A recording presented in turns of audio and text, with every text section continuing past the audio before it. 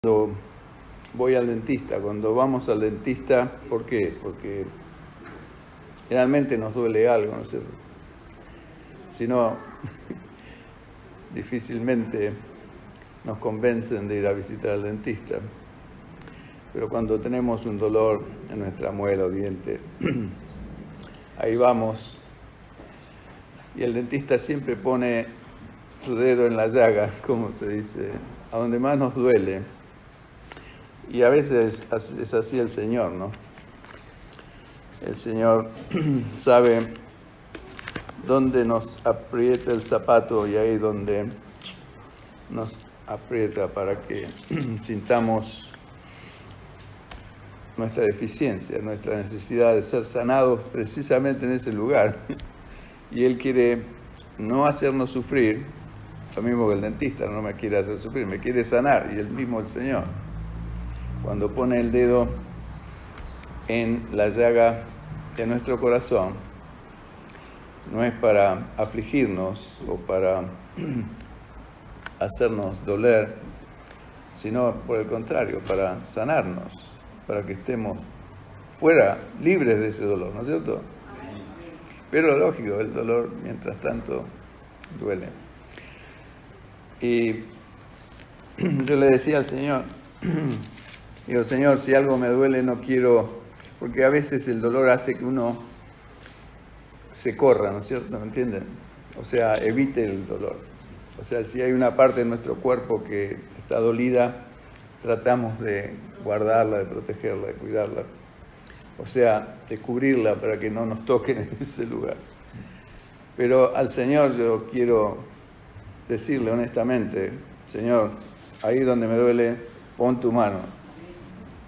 No importa cuánto me duela, pero quiero ver y saber qué es lo que está mal en mí para pedirte tu gracia para corregirlo. Él es el único que lo puede sacar el mal de mi vida. Así que miremos en este rumbo la palabra del Señor para que si tiene que poner el dedo en la llaga y lo ponga el Señor, ¿no es cierto? Hay cosas en la palabra de Dios que, obviamente, la palabra tal como fue dada por el Señor, como lo mismo que leíste tú, hermano, en Isaías, capítulo 3, son palabras duras. El juicio de Dios no es poca cosa, es terrible, es temible. Dios es fuego consumidor, como dice la Escritura.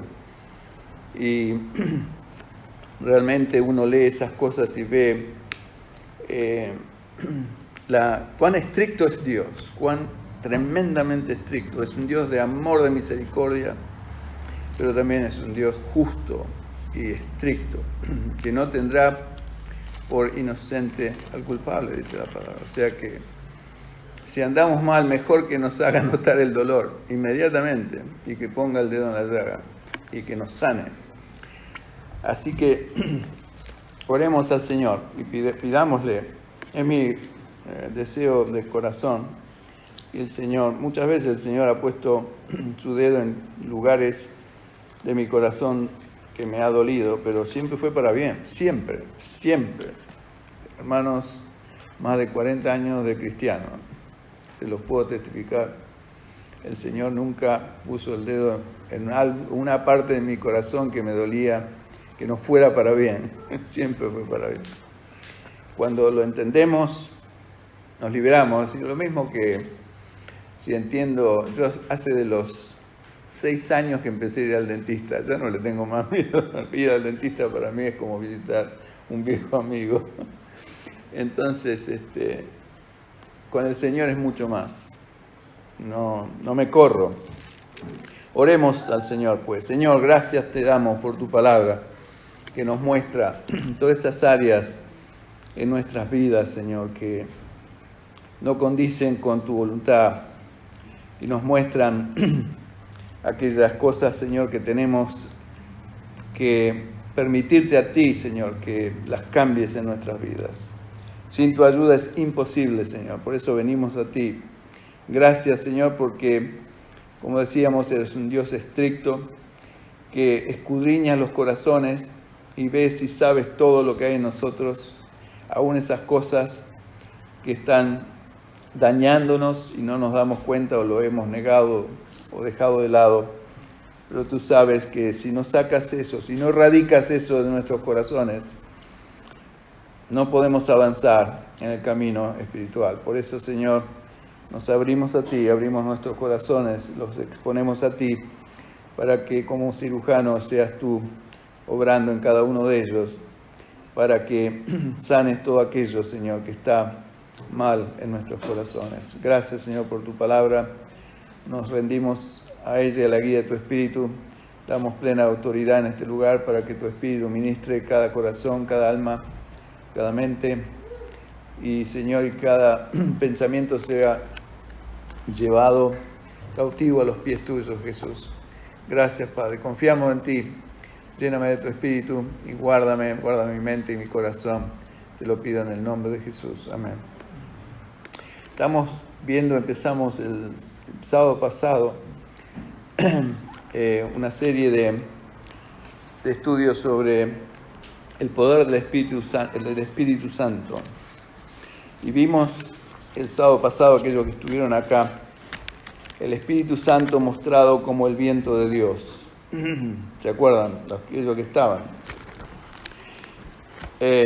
Y como decíamos ya el sábado pasado, el Señor Jesús usó palabras o alusiones cuando usaba sobre todo parábolas que pintaban una realidad, ¿no es cierto? O sea, exponían una tremenda realidad en nuestras vidas. Era algo que el Señor era un maestro en hacerlo. Y por eso usó variedad de palabras como vosotros sois la sal de la tierra, vosotros sois la luz del mundo. Son todas palabras que usa objetos para ilustrar una tremenda verdad.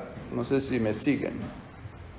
Y cuando usó el viento para ilustrar el Espíritu Santo, y lo comparó en el Juan capítulo 3, ¿no es cierto?, cuando habla con Nicodemo, al viento, y así como el viento no sabes de dónde viene ni a dónde va, así es todo aquel que es nacido del Espíritu Santo.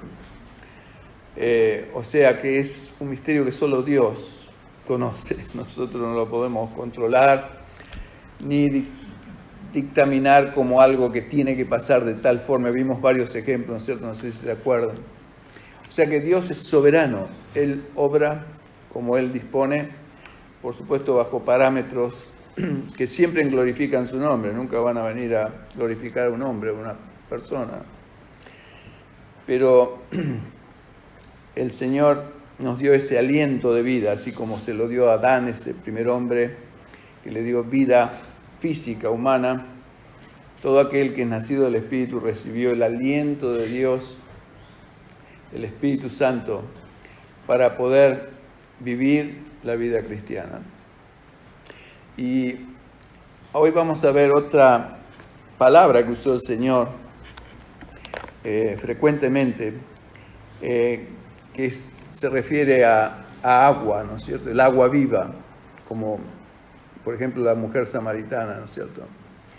Cuando el Señor le habló, esa conversación hermosa que tuvo el Señor con esa mujer, que en realidad era una mujer que nosotros la hubiésemos catalogado como una mujer del mundo, una mujer casi una prostituta. Pero el Señor tuvo una sensibilidad para entender que esa mujer tenía sed. Y el Señor le expuso tremendas verdades, ¿no es cierto? Aún le habló de algo como la verdadera adoración, cómo era la verdadera adoración, en espíritu y en verdad, cosas que no se lo dijo a nadie, ni a sus propios discípulos. Sin embargo, se lo reveló a esta mujer, humilde. Increíble, el Señor es maravilloso. En esas cosas pequeñas vemos la gloria de Jesús.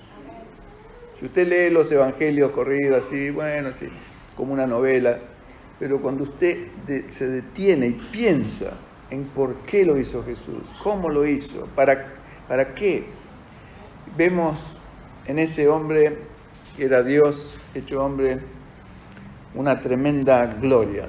Era la gloria del Padre que estaba sobre él.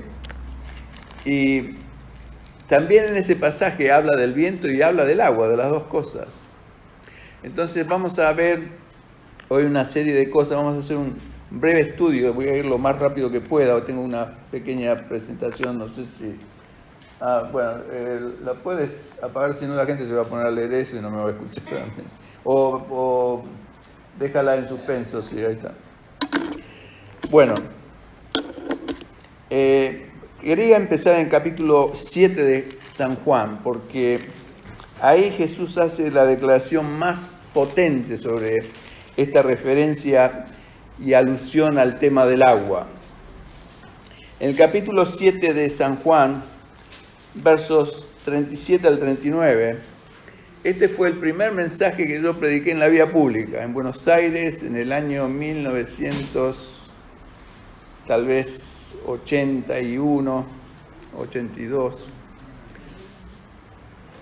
Y fue estos 3 versículos que yo leí en el público y todavía me acuerdo. Muy asustado, por supuesto. Nunca predicó en la calle o en una plaza llena de gente, pero es ahí donde vemos la gloria de Dios también, cuando damos un paso en fe. Pero el Señor Jesús dice así, el verso 37, en el último y gran día de la fiesta, era la fiesta solemne que había en Jerusalén, está en Levítico 23:36 relatada, en una celebración muy importante de varios días. Jesús, imagínense, pónganse en ese lugar ustedes, visualícenlo. Era el último día de la fiesta, la gente estaba tocada espiritualmente hablando, por así decirlo, es como si nosotros escuchamos unas cuantas canciones de alabanza, nosotros como hemos escuchado, entonces su corazón ya está predispuesto a escuchar la palabra de Dios. Y por eso Jesús esperó. Entonces Jesús se puso de pie y alzó la voz diciendo, imagínense, si alguno tiene sed, a los gritos lo dijo, venga a mí y beba. El que cree en mí, como dice la Escritura, de su interior correrán ríos de agua viva. Esto, verso 39, dijo del Espíritu que habían de recibir los que creyesen en Él, pues aún no había venido el Espíritu Santo, porque Jesús no había sido aún glorificado. Entonces, ¿se imaginan esta tremenda declaración pública en medio de una gran festividad que estaba culminando? Y Jesús dice esto, que es tremendo, es el que tiene sed, dice el Señor. Si alguno tiene sed, y lo mismo nos dice el Señor Jesús esta noche a nosotros. Entonces la primera pregunta que debemos hacernos es, ¿tenemos sed? Yo tengo sed. ¿Qué sed tengo? Bueno, puedo tener sed y tomar agua, ¿no es cierto? Física. Pero la sed espiritual es algo que desea ser saciado, y no con agua común, sino con el agua del Señor. Por eso el Señor dice esta tremenda declaración. Si alguno tiene sed, venga a mí y beba. El que cree en mí, dice después Jesús. Como dice la Escritura, después vamos a ver qué Escritura se estaba refiriendo el Señor cuando dice esto. De su interior correrán ríos de agua viva. De su interior, no son ríos que descienden, aunque por supuesto en la palabra del Señor también vemos situaciones donde habla de ríos que descienden del cielo. Pero acá Jesús está abocando a esto, ¿no es cierto? Y usa el término de agua viva, que es lo mismo que le dice a la mujer samaritana. Lo vamos a leer un poco más adelante. Ahora, ¿cómo es esto, no es cierto?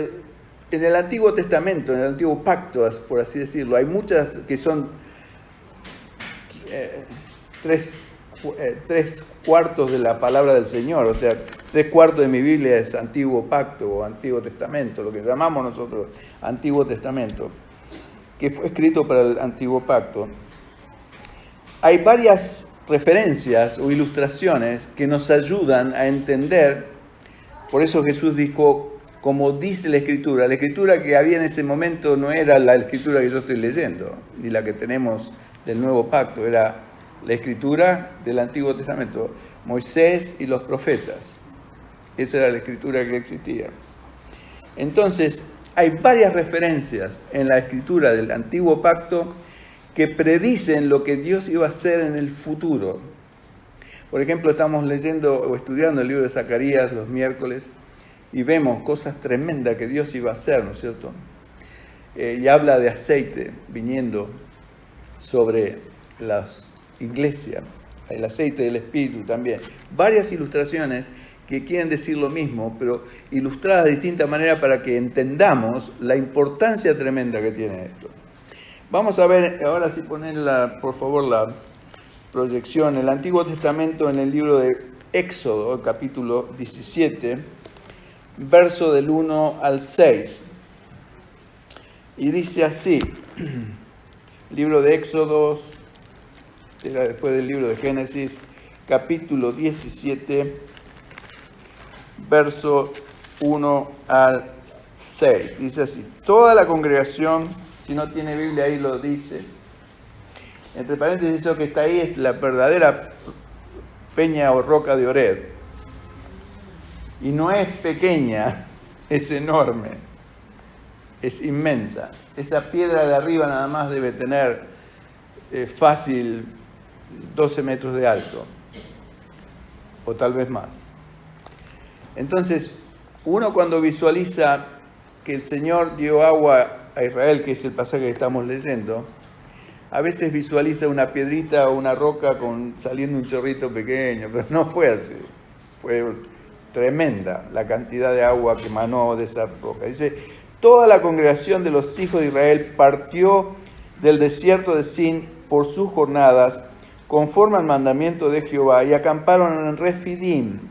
Y no había agua para el pueblo bebiese.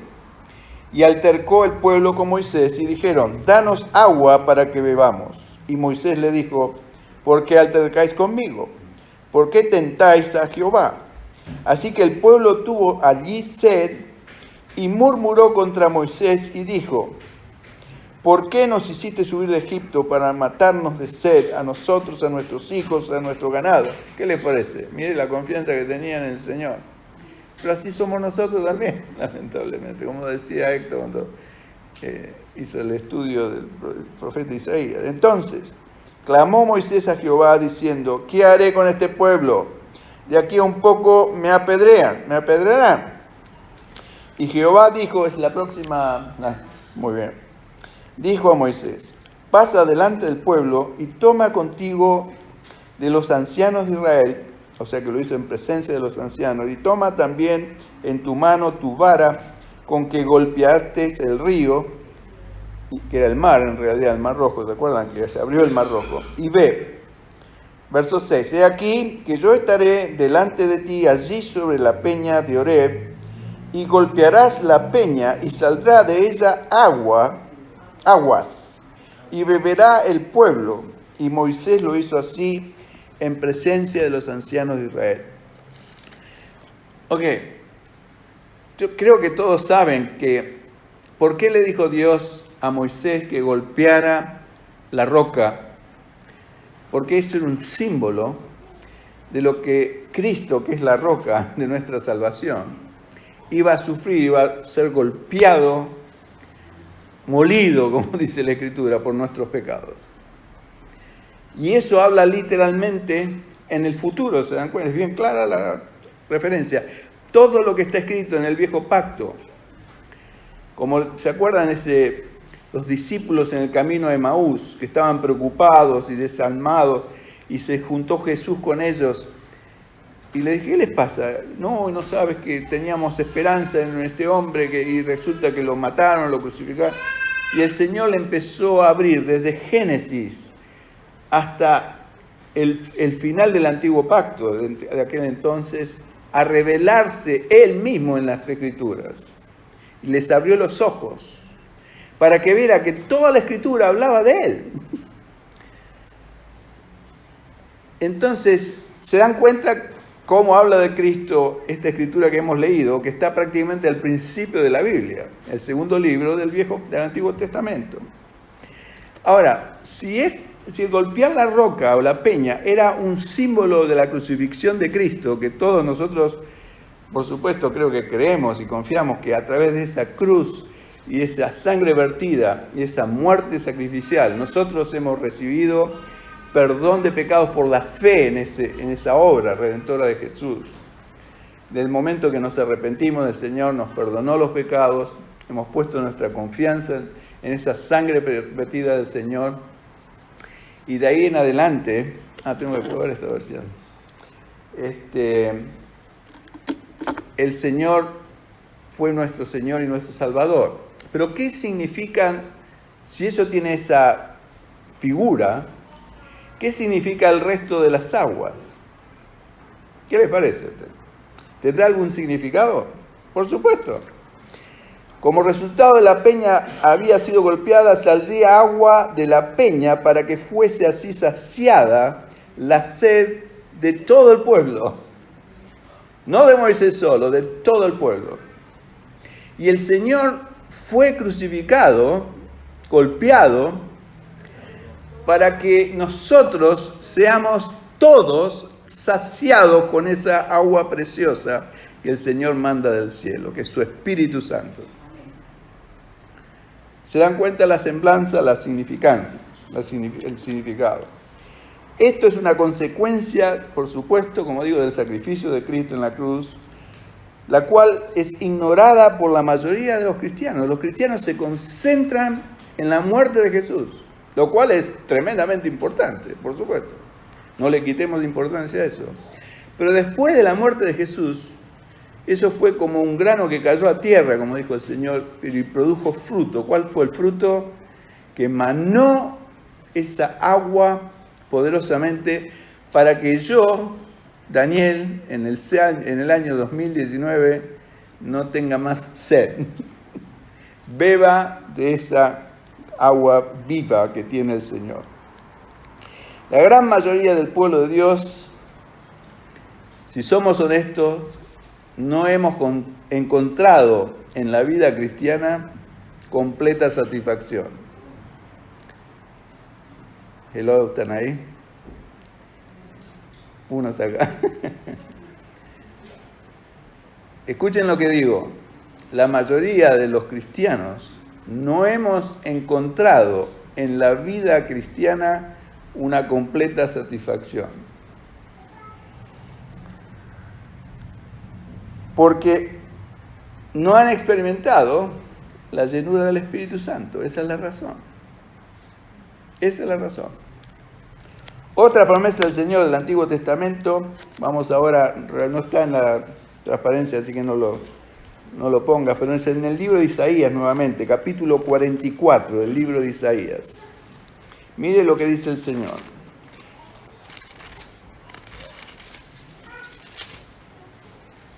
Verso 3 al 4. Acá Isaías o el Espíritu Santo guía a Isaías a describir a Dios como el único Dios. No había otro Dios más que Él. Y Dios se describe a sí mismo y dice así en el verso 3. Porque yo derramaré agua sobre el sequedal. ¿Lo encontraron? Isaías 44, verso 3. Esta es promesa de Dios. Yo, dice, derramaré agua sobre el sequedal y ríos sobre la tierra árida. Mi espíritu derramaré sobre tu generación y mi bendición sobre tus renuevos. Y brotarán entre hierba como sauces junto a las riberas de las aguas. Esto es una promesa de Dios a Isaías para mí. y para mi descendencia, hermanos. No solo para mí. O solo que no solamente yo no voy a tener sed, sino que mi descendencia tampoco. Lo mismo que no he visto, como decía David, no he visto justo desamparado. Entonces esto se mueve al terreno de la sed. Sed, pero no sed física, es sed espiritual. Sed, y el Señor, ¿se acuerdan en Juan, lo que leímos en Juan capítulo 7? Si alguien tiene sed, dice Jesús, ese es el requisito. Venga y beba. ¿Y saben cuál es el problema? Que la mayoría de los cristianos, y ahí voy a poner el dedo en la llaga, por Dios, no estamos sedientos, ese es el problema. Estamos conformes como somos y seguimos empujando el carro, como decíamos el sábado pasado, ¿se acuerdan? O remando con los remos el bote, en vez de usar las velas que nos dio Dios para movernos con la fuerza de su viento espiritual. Los cristianos, yo me incluyo en ese aspecto, yo viví, como dije, más de 40 años de cristiano, la mayoría de esos 40 años la pasé en sequedales. Secos o áridos por río de agua viva de Dios. Vemos ahora en el Nuevo Testamento algunas citas que hablan de estas aguas también.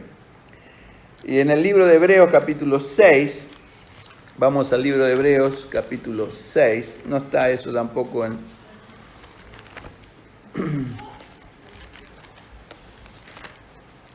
Hebreos capítulo 6, estudiamos el libro de los Hebreos. El verso 1 al 2 dice así: por tanto, dejando ya los rudimentos de la doctrina de Cristo, vamos adelante a la perfección, no echando otra vez el fundamento de él. Acá está hablando el Espíritu Santo de las cosas fundamentales de nuestra fe. Y lo que nos insta es a seguir adelante, creciendo espiritualmente. Y dice, vamos adelante a la perfección, no echando otra vez el fundamento del arrepentimiento, de obras muertas, de la fe en Dios. O sea, todos hemos escuchado mucho de eso, arrepentirnos para ser salvos a través de la fe en el Señor Jesucristo, esas dos cosas. Y lo tercero que habla es de la doctrina de bautismos, plural. ¿Se dio cuenta de esto? Es bautismos con plural. Y sigue hablando de una serie de cosas. ¿Qué quiere decir con esto la Escritura, bautismos en plural? Vamos a 1 Corintios capítulo 10. 1 Corintios capítulo 10, verso 1. Pablo dice, porque no quiero, hermanos, que ignoréis que nuestros padres, o sea, Israel, los judíos, todos estuvieron bajo la nube, y todos pasaron el mar, y todos en Moisés fueron bautizados en la nube y en el mar. ¿Se da cuenta? 2 bautismos. Y todos comieron el mismo alimento espiritual, y todos bebieron de la misma bebida espiritual, porque bebían de la roca espiritual que los seguía, y la roca era Cristo. ¿Se dan cuenta que esto, digamos, asevera o hace énfasis en lo que hemos leído en el libro de Éxodo capítulo 7? Que esa roca espiritual y el agua que vertió y salió de la roca para calmar la sed del pueblo era un símbolo del Señor Jesucristo. Entonces, pero lo que quiero hacer notar acá en este pasaje es que habla de 2 bautismos. Un bautismo es en el mar, como dice acá. Los 2 bautismos fueron en Moisés. Nosotros fuimos bautizados, aquellos que fueron bautizados, no en Moisés, sino en ¿quién? En Cristo Jesús, en el nombre del Padre, del Hijo y del Espíritu Santo. Pero en ese entonces, Israel había sido bautizado en Moisés. Moisés era una figura de Cristo, pero con 2 bautismos, y acá lo describe Pablo. El primero fue en el mar, y que simboliza literalmente el bautismo en agua nuestro. Descendemos al agua, somos sepultados, así como Israel fue sepultado en el Mar Rojo, y el Señor acepta eso como una demostración de fe, de nuestra obediencia, y con el deseo en nuestros corazones de ahí en más tener una vida de resurrección, en el poder de resurrección de Cristo y caminar con Cristo el resto de nuestra vida. Y eso es lo que significa el bautismo. En el Romanos capítulo 6 lo describe perfectamente. Pero después habla de otro bautismo, es en la nube. Y la nube es una semblanza del bautismo en el Espíritu Santo. Porque era la nube de día para proteger al pueblo del calor abrasador y del sol, etc. Y de noche era una columna de fuego para protegerlos del frío, porque en el desierto hace tremendo calor de día, pero hace mucho frío de noche. Y para guiarlos, para que el pueblo pudiera seguir caminando constantemente y no detenerse hasta de noche. ¿Por qué? Porque eso muestra, y cuando se detenía la nube o se detenía la columna de fuego, el pueblo se detenía. Era literalmente la guía del Espíritu Santo que yo y tú necesitamos en este desierto de la vida. Literalmente. O sea, no vivir por eso, como dice, por vista, sino por fe. ¿No es cierto? Guiados por el Espíritu Santo, para hacer la voluntad y el propósito de Dios. Israel no iba a cualquier lado, iba donde Dios los llevaba. Y cuando Dios decía, se detienen y acampan aquí, Israel obedecía. Cuando decía, tocaban las trompetas, se levanta el pueblo y salía, todo el mundo salía. Entonces, bautismo es una palabra griega que significa literalmente inmersión, sumergido. Entonces, cuando habla del bautismo del Espíritu Santo, es estar inmerso en el Espíritu Santo.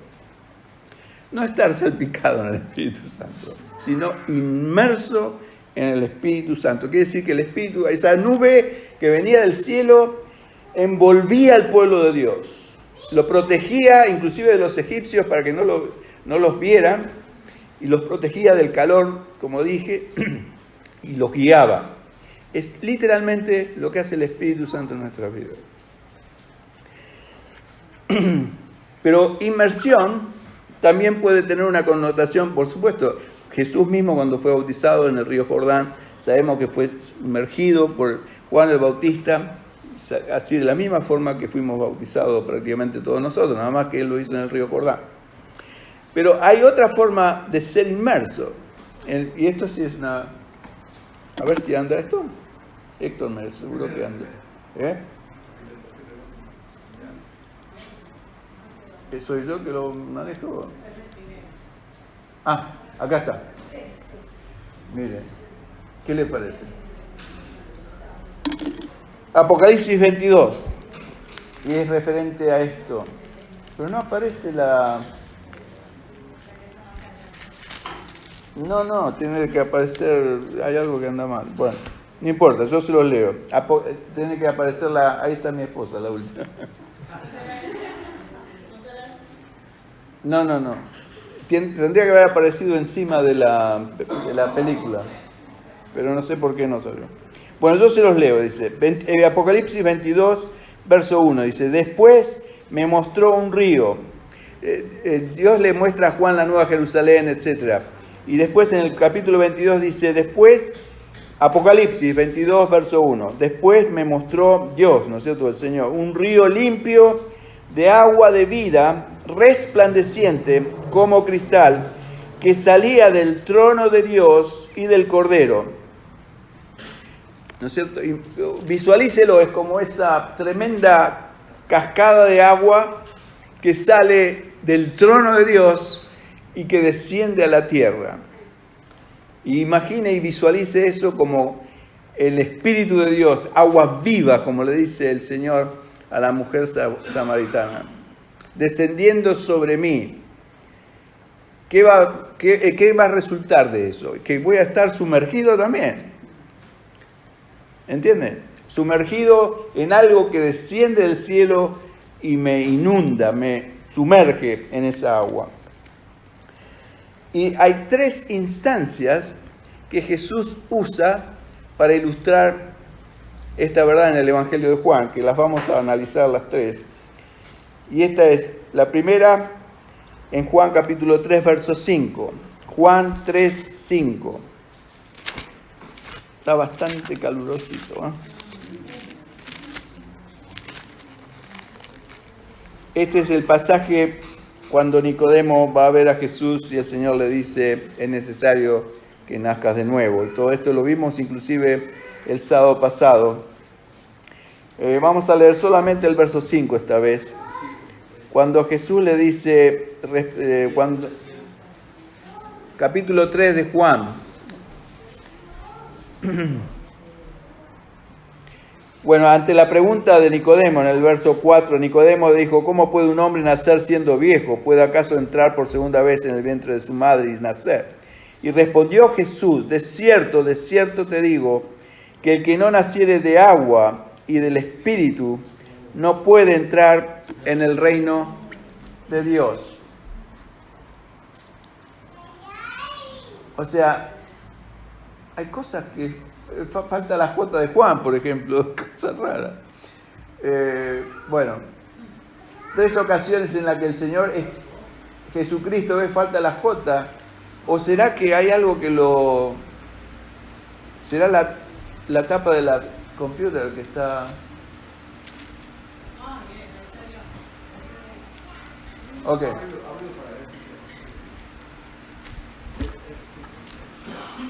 No creo. No creo que sea eso, no. Está bien, no importa, ya lo he leído eso. O sea, la primera es en Juan 3:5 y es referente a nacer de nuevo en el Espíritu, ¿se da cuenta? Quiere decir que hay 3 niveles distintos en la vida y esto es tremendamente importante que lo entendamos. O sea, muchas personas piensan, bueno, yo recibí el Espíritu Santo cuando vine al Señor y me arrepentí de mis pecados. Sí, lógico. Es esto. Y el Señor lo describe acá a Nicodemo. Pero esto es,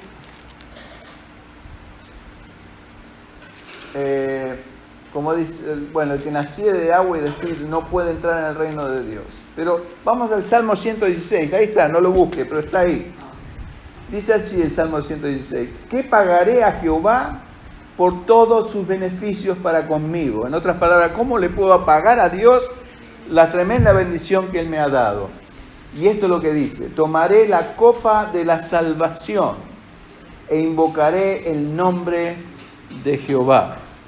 Quiere decir, ilustra esto como una copa de agua. Una copa. Y eso es lo que, de alguna forma, todos hemos recibido cuando venimos al Señor Jesús. No es diluida el agua. Yo el sábado pasado dije erróneamente, después me estaba acordando y el Señor me mostró. No es diluida. El Espíritu yo no lo doy diluido. El Señor nos da una copa y es el Espíritu de Dios.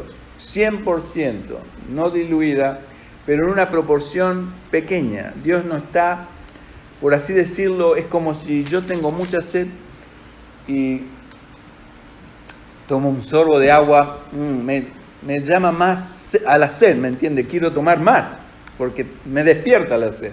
Es como cuando tenemos un poquito de hambre y comemos un bocadito y eso nos despierta el apetito. Bueno, el Señor nos da una copa de la salvación. Perdón.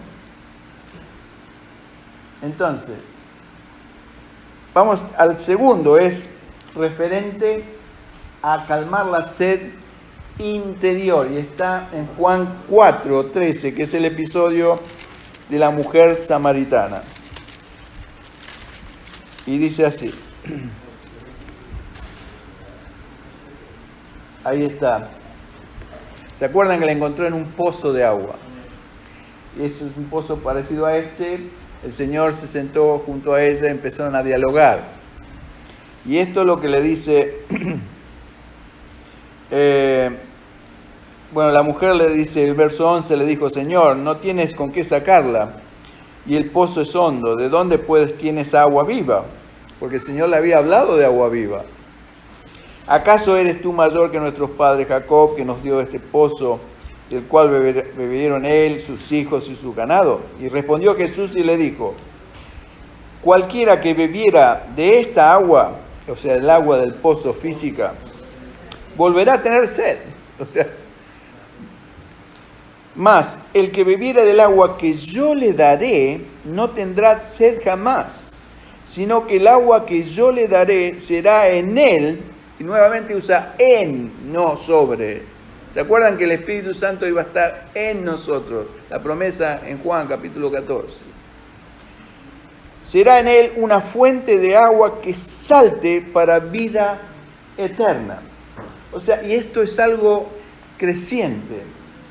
Primero es, bueno, aparte de una cosa, si dos de nosotros hemos recibido una copa de agua, la copa de la salvación, como dice en Mateo 18, ¿no es cierto?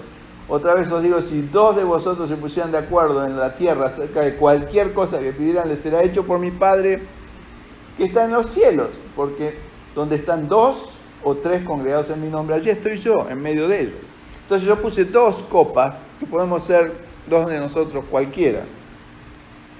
Entonces, estas dos copas, esto es algo más moderno que el aljibe, ¿no? ¿Saben lo que es un aljibe? Un pozo de agua. El Señor le estaba haciendo referencia a eso, a un pozo, y después le habla una fuente que salta, o sea, del pozo usted tiene que hacer un esfuerzo para sacar el agua.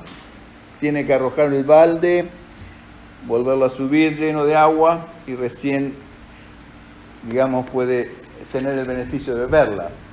Pero una bomba también tiene que hacer un esfuerzo, ¿no es cierto? Y si dos personas, esto es algo que a mí me llega muy de cerca porque fue una ilustración que usó un pastor nuestro en Argentina, hace muchos años atrás, hace más de 30 años. Éramos una iglesia pequeña y él dijo una vez, si somos varias personas con un vaso de agua y nos lo bebemos, el agua se acaba rápido, ¿no es cierto? No dura mucho un vaso de agua. Pero si todo en vez de beberla, volcamos esa agua en la iglesia del Señor, ¿no es cierto? Que es como una bomba. Yo no sé si algunos tienen la experiencia, yo he andado de pequeño en el campo, mis tíos, por ejemplo, tenían bombas de mano, y a veces la bomba se seca y el agua no sale. Entonces hay que purgar la bomba. ¿Me siguen? Entonces se le echa un poco de agua de arriba y la bomba empieza a funcionar porque el agua se llena el caño y empieza a succionar y sale agua, el agua que buscamos. Entonces, y es cierto, esa ilustración que hizo mi hermano Jorge Somoza, que ya está con el Señor, es una hermosa ilustración. Esto significa que somos dos, que hemos recibido una copa de salvación del Señor, el Espíritu, en una cantidad pequeña, pero la volcamos al servicio de Él puede producir mucho más. Eso es lo que significa. Ahora, el Señor lo que buscaba no es este esfuerzo humano. El Señor lo que busca es una fuente que salte para vida eterna. En otras palabras, es un manantial. No sé si entiende la diferencia que hay entre un pozo, con toda esa labor de sacar y extraer el agua, y un manantial donde el agua brota espontáneamente por sí sola. Creo que todos los que estamos en la iglesia por un tiempo hemos escuchado de manantiales en el desierto, manantiales que como palabras que el Señor nos da en este desierto de la vida, que nos dan vida, ¿no es cierto? Y es tal cual. El manantial brota. Y esto habla de que no es a través de mi esfuerzo, lo mismo que dice Zacarías, ¿no es cierto?, que estamos estudiando, capítulo 4. No es que el aceite baja por el esfuerzo de machacar los olivos, ¿no es cierto?, y producirla y cargar las ramas de la lámpara de 7 brazos. No, el Señor la manda de arriba y caen y alimentan constantemente a la iglesia del Señor. Y así es el manantial que el Señor promete a la mujer samaritana. Otra vez hay algo que lo está obstruyendo, porque no está entero. Pero dice, respondió Jesús y le dijo, cualquiera que bebiere esta agua volverá a tener sed, mas el que bebiere el agua que yo le daré no tendrá sed jamás, sino que el agua que yo le daré será una fuente que salte, dice el Señor, una fuente de agua que salte para vida eterna. ¿Qué le parece? Es interesante, ¿no es cierto? No es algo forzado, no es algo el cual yo tengo que hacerlo tediosamente y esforzadamente. Y, por ejemplo, es importante tener, por ejemplo, en mi país, mi abuelo, por ejemplo, vivía en las afueras de la ciudad, no vivía propiamente en la ciudad, y él tenía un pozo con agua, pero no tenía una bomba de mano, sino que tenía un bombeador para llenar el tanque. Y también había agua corriente, que se llama allá, que es lo mismo que acá, agua de obras de waterboard, ¿no es cierto? Se dice acá, allá son obras sanitarias. Viene un caño con agua a la casa. Pero mi abuelo tenía un motor que podía bombear y llenar el tanque de agua, porque ¿saben qué? A veces el suministro de agua era errático, quiere decir que por ahí lo cortaba el gobierno, porque no había suficiente. Por ejemplo, mismo en Buenos Aires hay un problema muy serio, porque como el agua que se mantiene en la ciudad de Buenos Aires se extrae del Río de la Plata, si hay un viento contrario, que es el sudeste, sudestada que se llama, todo el agua se amontona en la costa uruguaya y los argentinos nos quedamos sin agua. Entonces, es bueno, muchas casas, antiguas sobre todo, tenían un pozo para sacar agua. ¿Por qué? Porque si de golpe el río soplaba la sudestada y el gobierno cerraba la fuente de agua, ¿qué hace usted sin agua en su casa? Es un problema. Entonces el que tenía un pozo o una cisterna con agua, estaba salvado. Entonces, esto yo creo que lo que quiere ilustrar el Señor con esta referencia, ¿no es cierto?, a que podemos tener un suministro constante y permanente de agua y nunca estar sedientos. ¿Y en qué habla esto? Vamos al terreno espiritual. ¿Qué significa estar sediento? ¿Alguna vez usted, piense en esto ahora, piense, ha perdido el gozo, ha perdido la paz, ha perdido el deseo de vivir? Bueno, alguien le cortó el suministro de agua, usted necesita un pozo de agua, una fuente de agua. ¿Me está siguiendo? Estoy trasladando todo esto que Jesús mismo ilustró y yo estoy tratando de ilustrar con ejemplos ahora en la vida espiritual de cada uno de nosotros. El Señor dijo en Juan 16:22, dice, también vosotros, cuando les dijo que Él se tenía que ir a la cruz, etc., todos los discípulos estaban tristes. Y dice así Jesús, también ustedes ahora tienen tristeza, pero os volveré a ver y se gozará vuestro corazón y nadie os quitará vuestro gozo. Dígame, ¿a usted no le gustaría vivir una vida donde nadie le quite su gozo? A mí sí.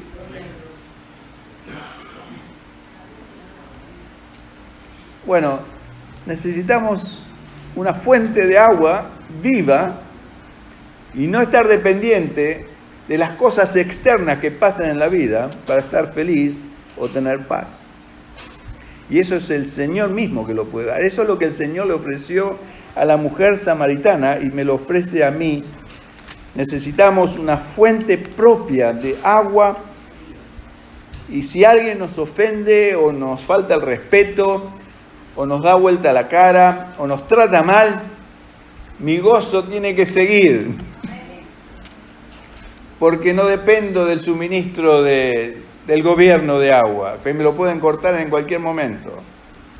mi fuente de gozo, mi fuente de agua está en otro lado, en agua viva, en mi pozo que tengo a los pies del Señor Jesucristo. El Señor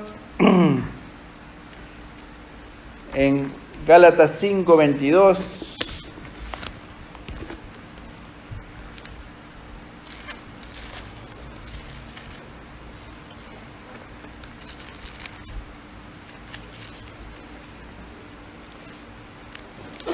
dice, mas el fruto del Espíritu es amor, gozo, paz, paciencia, benignidad, bondad, fe, mansedumbre, templanza. Contra tales cosas no hay ley, dice acá. Si alguna de estas cosas empieza a faltarme, es porque me falta el pozo o la fuente de agua viva del Señor. Y lo mismo es contigo. Estoy poniendo ahora el dedo en la llaga. El Señor me pone el dedo en la llaga a mí. Esta es la razón por la que algunos mandamientos del nuevo pacto no existían en el antiguo pacto. No sé si usted alguna vez se dio cuenta de esto. ¿Por qué hay tantos mandamientos que tenemos nosotros? ¿No era suficiente lo que Dios le había dado a Israel? Aunque sea 10 mandamientos. ¿Por qué el Señor agrandó todo y los puso más alto? ¿Saben por qué? ¿Nunca se preguntaron por qué? ¿Por qué ahora hay mandamientos como haced todo sin murmuraciones y contiendas? Esto me lo decía el Espíritu Santo hace un rato en mi casa cuando tuve que limpiar la caca del gato. Perdonen. Porque uno empieza a protestar. Y el Espíritu me trae a mi mente, haced todo sin murmuraciones ni contiendas. Regocijaos en el Señor siempre. Otra vez digo, regocijaos. ¿Cómo se hace sin el Espíritu Santo? Me lo pueden decir. No hay forma. Por nada estéis afanosos, sino sean conocidas vuestras peticiones delante de Dios con toda oración y ruego, con acción de gracias. Gracias, Señor, porque el gato hizo popó. O lo que sea.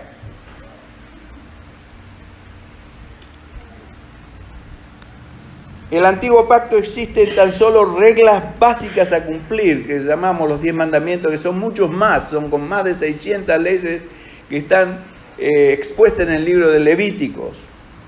Son mandamientos que el Señor expuso a su pueblo.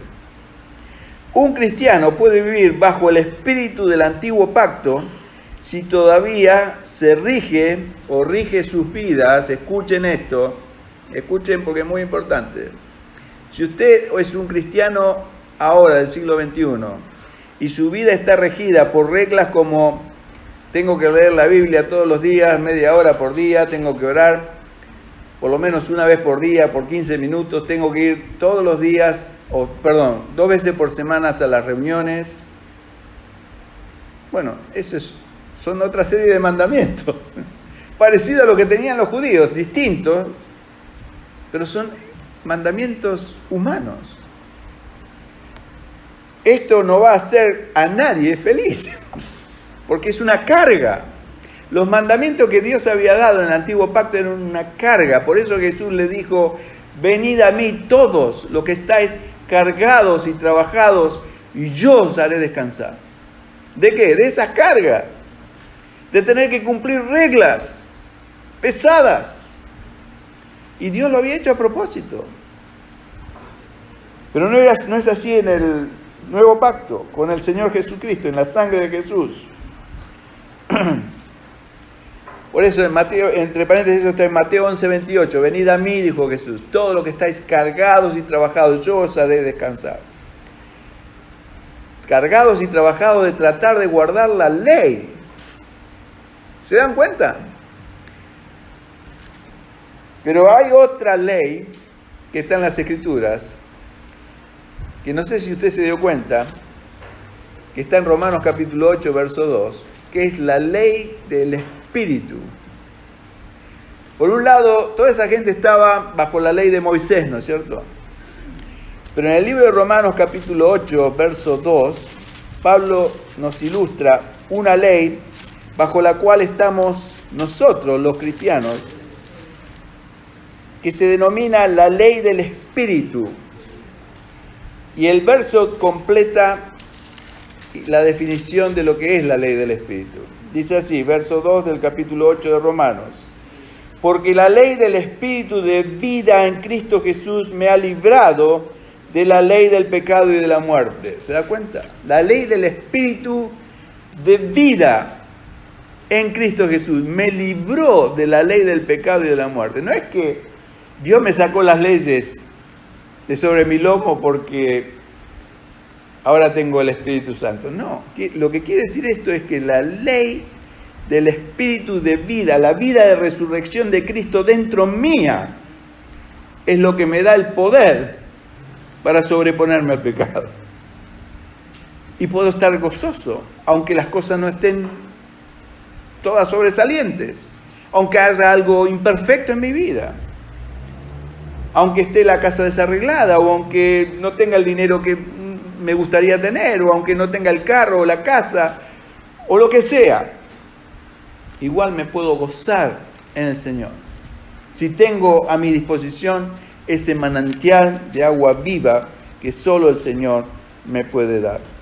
Así que la ley del Espíritu de vida en Cristo Jesús me ha librado de la ley del pecado y de la muerte. El Espíritu Santo fue enviado no para darnos un nuevo decálogo de leyes a seguir, hermanos, sino la vida misma de Cristo en nosotros. Y esa vida es, como dijo mismo Jesús en Juan 10:10, el diablo vino para robar, matar y destruir, pero yo vine para que tengan vida y la tengan en abundancia.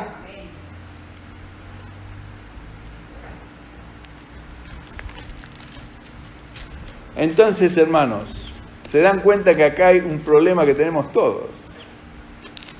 Vamos de vuelta al viejo pacto y ya estoy terminando. Jeremías 17:7. Jeremías, hay una transparencia, ahí está. Jeremías 17:7. Mire lo que dice este hermoso pasaje de la Escritura. Esto nos va a dar la pista de cómo hacerlo. Dice así, se repite en el Salmo 1, verso 3.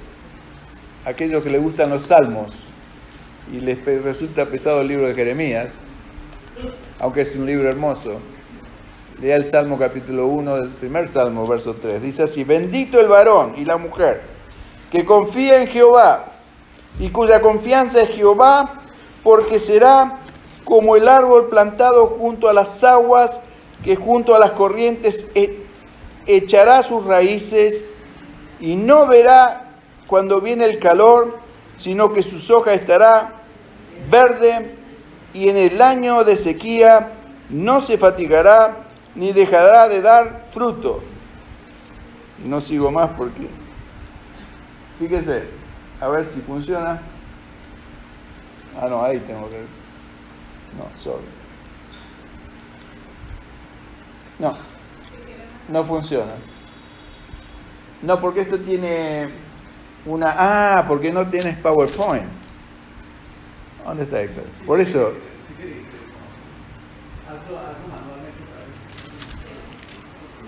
Hace un clic. Posiblemente, claro. Un clic. Un solo clic. No. A esa misma slide, hazle un clic al mouse. Déjala en presentation mode. Bueno, no importa. Lo que hace es que el árbol ese extiende sus raíces para llegar al río. Ese es el río. Y es lo que dice este capítulo 17. Por eso dice, bendecido es el varón que confía en Dios. Y lo compara con un árbol que está plantado junto, al lado de corrientes de agua. No importa, déjala.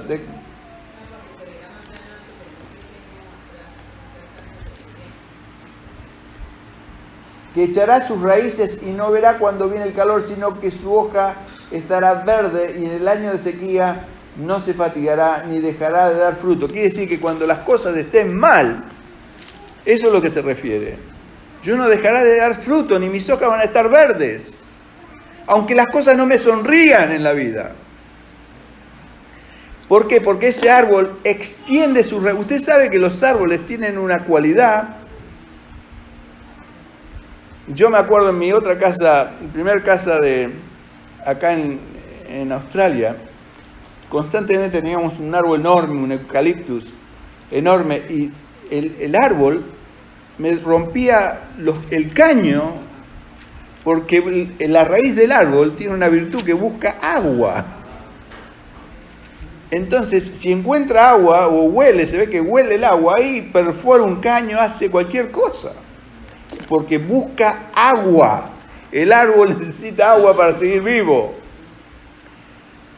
Y así debemos ser nosotros, hermanos. Debemos buscar el agua viva del Señor, extendiendo raíces ocultas que no se ve. Usted lo ve de afuera, el árbol, no ve nada raro, pero abajo es donde subterráneamente las raíces se mueven y desesperadamente buscan agua.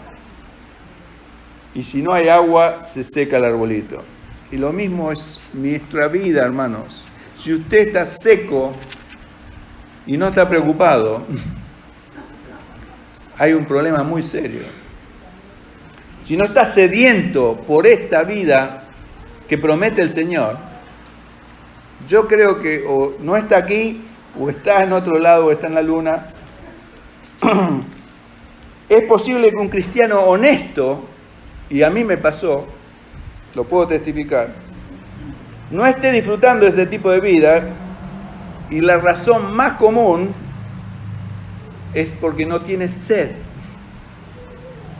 Puede ser por ignorancia, pero sobre todo es por falta de sed. Yo estaba conforme, pasé años de mi vida cristiana, viviendo la vida cristiana, sí, por supuesto, pero yo me doy cuenta ahora, a través de un esfuerzo, de que tengo que leer la palabra, que tengo que ir a las reuniones, que tengo que orar al Señor, tengo que buscarlo, pero era algo esforzado. Pero por eso falta el toque del Espíritu Santo en mí, que es una sed saciada al poder hacer todas esas cosas sin esfuerzo, sin una demanda, sino con el poder de resurrección de Cristo en mí. Yo no sé si ustedes me creen. Yo lo que estoy tratando es de despertar la sed espiritual de ustedes. No de hacerlos sentir mal para que se vayan a casa. No. Yo le digo, yo fui un cristiano más de 40 años y no hace mucho que descubrí esto. Fue una tremenda revelación para mi vida. Entonces, pero lo mismo pueden tener todos ustedes, porque el Señor lo dispuso para que todos lo tengan. Los requisitos son solamente dos. ¿Sabe cuáles son? Tener sed, desearlo. Sí, Señor, yo me doy cuenta ahora, nunca me di cuenta, ahora me doy cuenta de la forma que tú quieres que yo viva, que sea un árbol que extiende raíces, te busque a ti sobre todas las cosas. ¿Se acuerdan lo que dice Hebreos capítulo 11? Que donde dice, Dios es galardonador o premiador de aquellos que le buscan. ¿Quiénes son los que le buscan? Los que extienden raíces y buscan agua.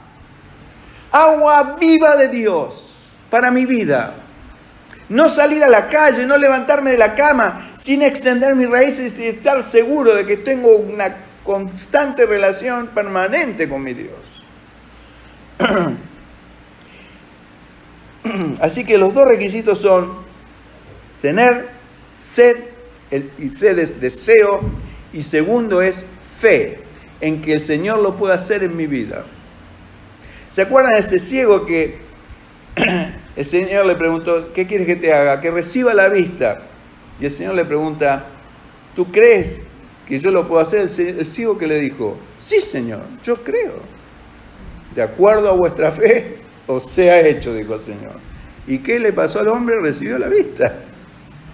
¿Qué hubiese pasado si el hombre hubiese dicho, yo creo que me puedes dar la vista en un ojo. El hombre ese nunca había visto. ¿Qué hubiese pasado? El Señor le hubiese dicho exactamente lo mismo. De acuerdo a vuestra fe os sea hecho. Vas a recibir la vista en un solo ojo. De acuerdo a tu fe, el Señor opera en tu vida. Si tú crees, tienes sed, y crees que el Señor Jesucristo, no yo, lo puede hacer en tu vida, el Señor lo va a hacer. El ministerio del Espíritu es de mantenernos frescos y vivos, sin importar si alguien de afuera nos ha cortado nuestro suministro de gozo o de paz. El Señor nos puede... ¿Se acuerdan? Pablo estaba preso y escribe preocupado, ansioso. No, al contrario. Estas cosas que leemos acá, cuando Filipenses capítulo 4, verso 4, Pablo lo escribió en la cárcel y los exhorta a los hermanos, decía, regocijaos en el Señor siempre, aunque estén en la cárcel como yo, regocíjense. Y otra vez les digo, regocíjense, porque mi felicidad no depende en la cantidad de dinero que tengo en el banco, ni si mi casa está limpia o si está arreglada o despintada, o si el cielo está con nubes, o tronando, o lloviendo a cántaro, o con el sol. No importa. Yo me puedo gozar en el Señor siempre.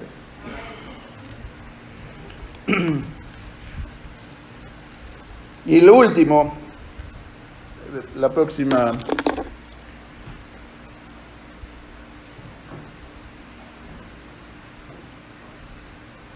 Juan 7:38 es donde empezamos nosotros, ¿no es cierto?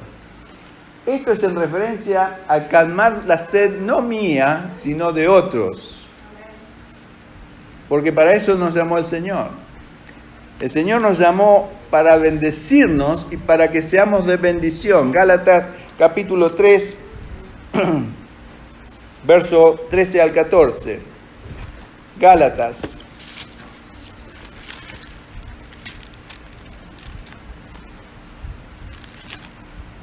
Capítulo 3, verso 13-14. Usted sabe que Jesús se hizo maldición por nosotros para que nosotros seamos bendecidos. Dice, Cristo nos redimió de la maldición de la ley, hecha por nosotros maldición, porque está escrito, maldito todo el que es colgado en un madero, para que en Cristo Jesús la bendición de Abraham alcance a los gentiles, o sea, a nosotros, a fin de que por la fe recibiésemos la promesa del Espíritu Santo.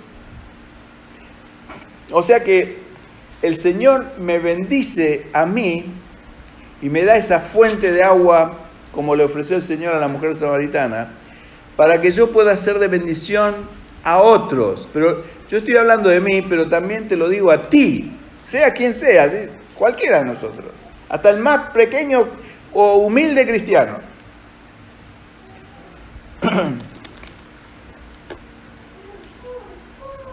El que cree en mí, como dice la Escritura, de su interior correrán ríos de agua viva. Acá es el tercer nivel, donde ya no es un vaso, una copa, no es un manantial, sino que son ríos. ¿Y qué hacen los ríos?